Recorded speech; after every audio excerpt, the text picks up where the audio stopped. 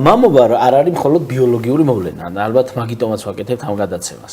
რას ნიშნავს იაგო ხვიჩიასთვის მამობა, მიუხედავად იმისა, რომ თვითონ არ არის მამა? ინფორმაციის გადაცემას და ცდილობას, რომ შენს მერე შენზე უკეთესი დარჩეს. აურა გაიგასახია.